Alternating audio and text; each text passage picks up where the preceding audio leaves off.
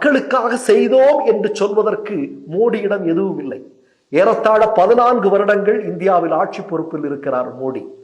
கொடுத்த வாக்குறுதிகளில் ஒன்றையாவது அவர் நிறைவேற்றி இருக்கிறாரா? 50 ரூபாய்க்கு பெட்ரோல் கொடுத்திருக்கிறாரா? கழிப்பறை எல்லோருக்கும் கட்டி கொடுத்திருக்கிறாரா?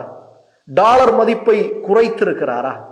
2 கோடி பேருக்கு வேலை கொடுத்திருக்கிறாரா? 15 லட்சம் கொடுத்திருக்கிறாரா?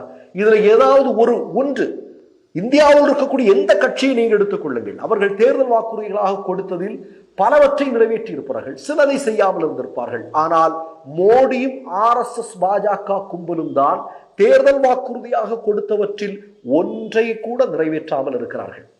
உங்களுக்கு எல்லாம் நன்றாக தெரியும், ஏற்கனவே ஒரு பதிவில் சொன்ன நான், கடந்த 2019 பாராளுமன்ற தேர்தலில் முதல் 100 நாட்களில் மோடியும் அமித்ஷாவும் RSSம் சேர்ந்து என்ன ஆட்டம் போட்டார்கள். GSTயை கொண்டு வருகிறார்கள், டிமானிட்டை